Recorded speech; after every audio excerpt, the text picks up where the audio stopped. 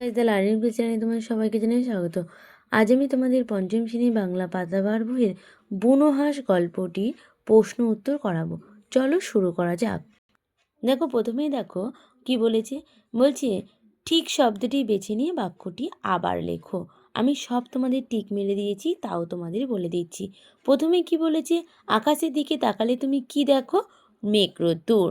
হিমালয় ছাড়া ভারতবর্ষে আরও একটি পর্বতের নাম কি? আরাবল্লী। এক রকমের হাঁসের নাম কি? বালি হাঁস। পাখির ডানার সব ড্যাশ শব্দ শোনা যায়, শো শো শব্দ শোনা যায়।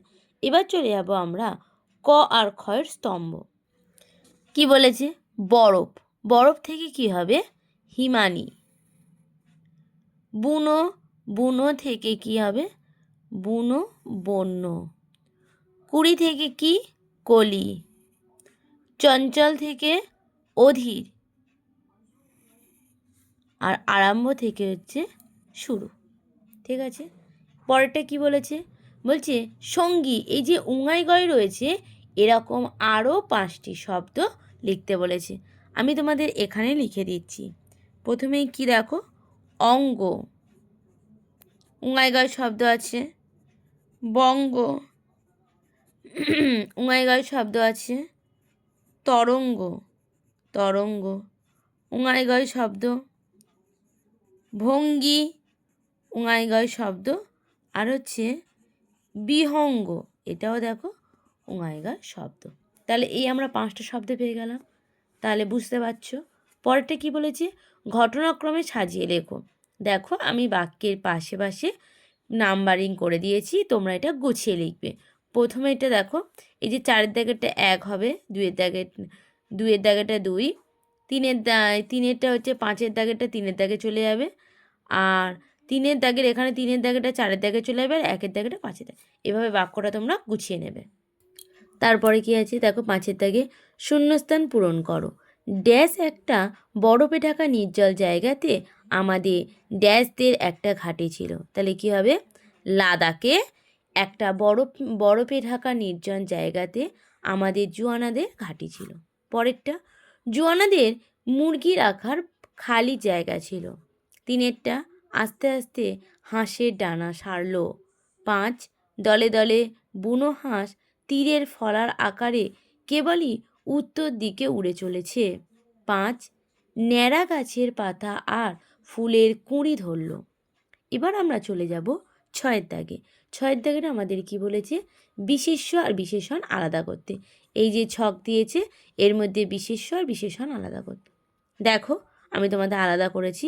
এর মধ্যে দুটো বাক্য মিসিং আছে। এটা একটা এখানে হবে, একটা এখানে হবে, জায়গা হয়নি বলে আমি তোমাদের লিখে দিইনি। বিশেষত কী হবে? জখম, লাদাখ, বরফ, তাঁবু আর সঙ্গী। আর এখানে আর একটা হবে কি?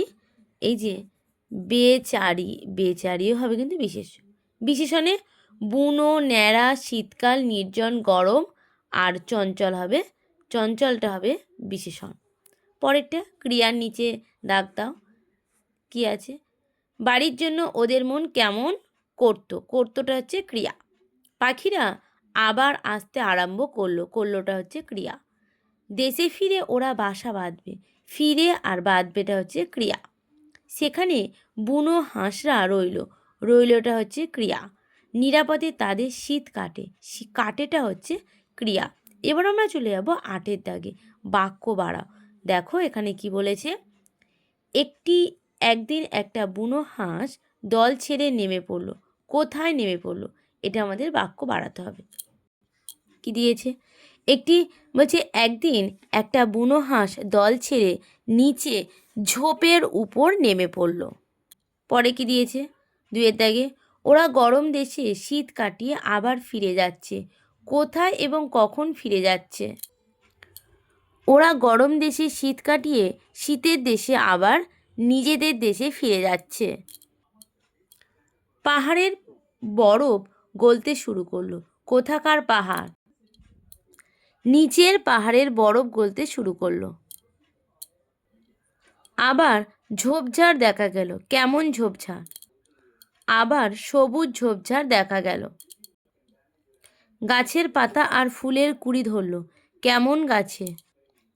ন্যাড়া গাছের পাতায় আর ফুলের কুড়ি ধরলো। ন্যাড়া গাছের পাতায় আর ফুলের কুড়ি।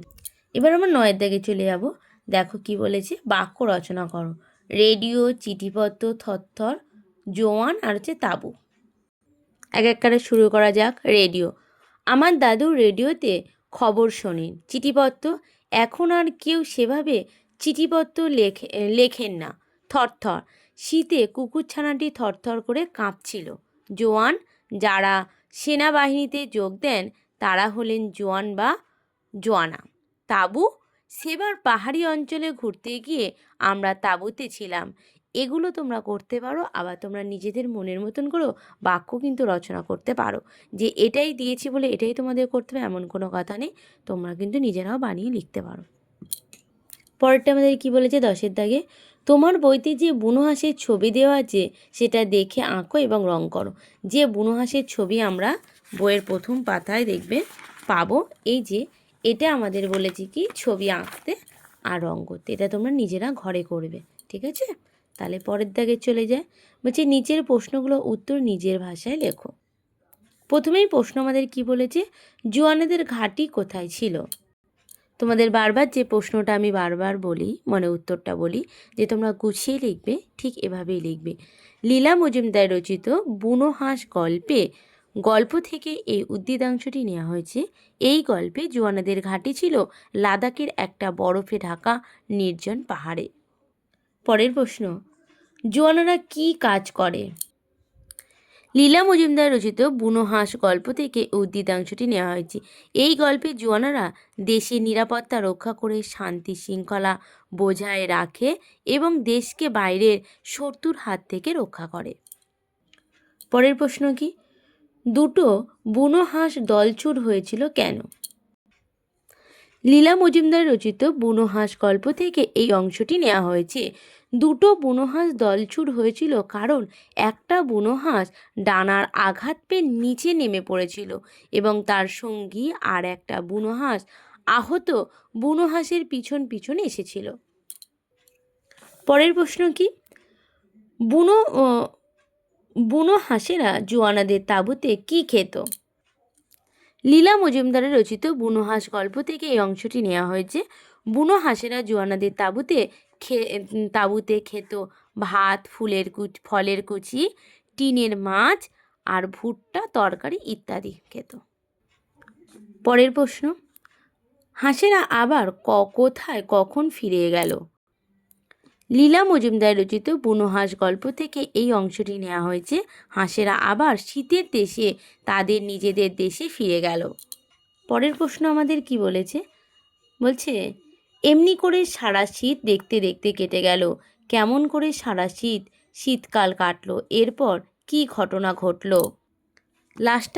লাস্টেরটাতে তোমাদের আমি লিখিনি, শুধু উত্তরটাই লিখে দিয়েছি, তোমরা কিন্তু গুছিয়ে লিখে নেবে। সারা শীতকাল বুনো হাঁস দুটি জোয়ানাদের তাঁবুতে থেকে গেল। আস্তে আস্তে আহত বুনো হাঁসের ডানা সারল। হাঁসটি একটু একটু করে উঠতে চেষ্টা করলো। আহত হাঁসটি তাঁবুর ছাদ অবধি উঠে আবার ধূপ করে পড়ে যেত। এভাবেই সারা শীতকাল কাটলো।